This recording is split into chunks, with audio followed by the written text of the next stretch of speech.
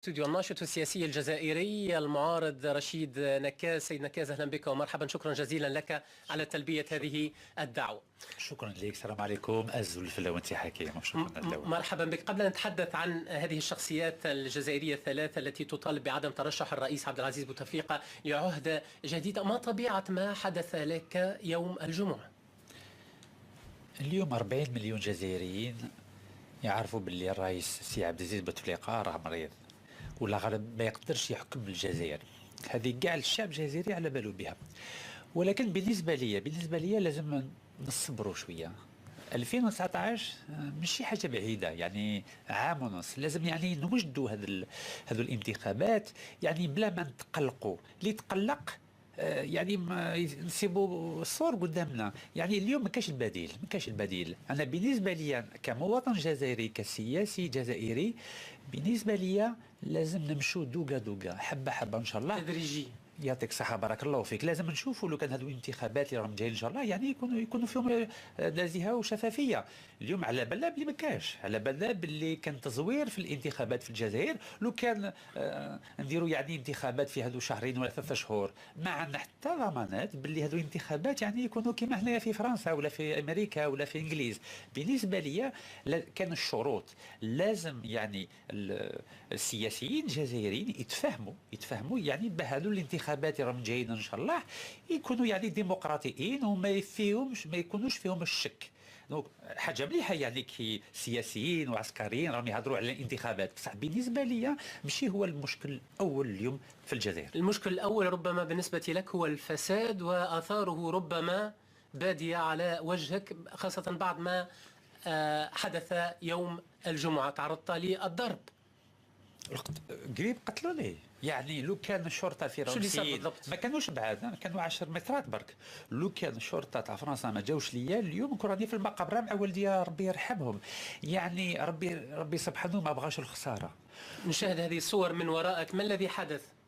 يعني انا تلاقيت معه، هو قال لي انا وليد سعيداني شكون؟ هو اللي كان رئيس جبهه التحرير الوطني.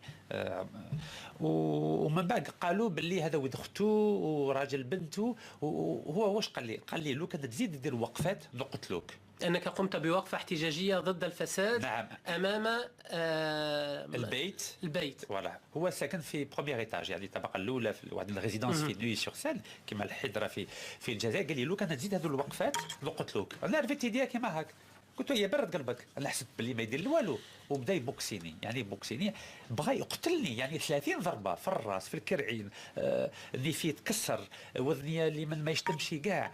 يعني هذو الناس راهم يحكموا اليوم في الجزائر فاسدين، 40 سراقين فاسدين، ما يامنوش بربي، ما يحترموش ربي، ما يحترموش الشهداء ربي يرحمهم، ما يحترموش الشعب الجزائري، لانه الفساد عميق في الجزائر. وحاجه الاولى لازم نقولوها في الجزائر الفساد. نعطيكم مثال برك. اليوم عندنا رئيس الشركه بتروليه يسموه تقدور. هذا الانسان سرق 10,000 مليار سنتيم من 2001 و2005. مش ثم دليل مادي ملموس على هذا دليل رسمي من الحكومه الجزائريه، من الوزير الاول سي حمد ويحيى.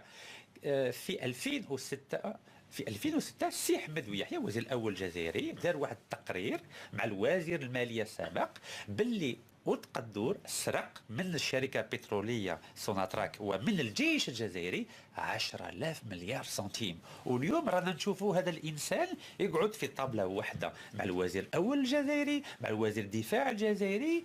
يعني الفساد راه في وسط الدوله. وعندنا مشكل جديد، الوزير الطاقه جزائري سي مصطفى قيتوني. هذا الانسان زاد في الفاتوره تاع التريسيتي كما نقولوا في الجزائر. سرق الكهرباء، سرق الجيش، سرق وزاره الداخليه. يعني وحاجه اللي خشينا بزاف، سرق الرئيس سي عبد العزيز بوتفليقه. ودي كل شيء بالدليل. البعض يقول هذا ربما الموضوع اسمح لي، هذه القضيه سي حكيم، هذه القضيه راهي في المحكمه الجزائريه في 2014. كذا وزير الطاقه في 2017 سي مصطفى قيتوني يقعد في طابله واحده هو السرق الرئيسي عبد العزيز بوتفليقه. هذه حاجه غير مقبوله. يعني البعض ساندك ودون تبرير العنف، لأن العنف مرفوض رفضا باتا، ولكن البعض يقول أن السيد رشيد نكاز يبحث عن الاستعراض، أنه يضع حياة الآخرين في خطر بكشف عناوين بيوتهم ومساكنهم، ربما ينتهك حتى الحريات الشخصية للآخرين بالوقفة الاحتجاجية أمام بيت هذا أو ذاك. يعني أمر غير مقبول، يمكن اللجوء للقضاء في مثل هذا الأمر وليس التظاهر أمام بيوت الناس بهذا الشكل. نجاوبك سي حكيم دون تبرير العنف. نجاوبك سي حكيم. الجواب تاعي الأول، هذا البيت موش البيت الرسمي تاع السي عمر سعيد علي، البيت شركة عقارية يسموها SCI لوليفي. يعني هذا البيت ماشي يعني عمار سعيد علي اللي شراه، الشركه اللي هو اللي دارها. يعني هذا بيت يعني محترف، سي اون ادريس بروفيسيونيل. هذه حاجه الاولى. حاجه زوجه، سي عمار سعيد علي هو راجل سياسي، واي راجل سياسي لازم يعني يفهم روحه قدام الشعب الجزائري كيف ممنوع به راجل سياسي ولا مواطن جزائري يخرج يعني الدراهم من الجزائر الى فرنسا. هذه حاجه غير قانونيه في الجزائر، وما بغاش يتجاوب بالنسبه لهذه النقطه. وانا جبت لهم الدليل وبوبليته في صفحه فيسبوك تاعي بلي هذا الانسان الدراهم اللي شرى بهم هذا البيت ماهمش دراهم حلالين كما نقولوا احنا في الجزائر. دونك هذا الجواب الثاني تاعي. الجواب الثالث، لماذا سي عمار سعيداني ما داش دعوى قضائيه في المحكمه الجزائريه ولا فرنسيه؟ حنايا وجدنا 6 خطرات درنا الوقفه امام هذا البيت في نوي سور سين، عمره ما شكا بيا في العداله الجزائريه ولا وكاع ان شاء الله باللي اللي دار هذه الضربه يخلصها غاليه في هذا الدنيا وفي الآخرة. أذكر بأنك ستخضع لعملية جراحية على أنفك قريبا، وأنك توقفت الخميس إن شاء الله. توقفت على العمل 10 أيام. نعم، في مستشفى سالبيتريير، والوزن تاعي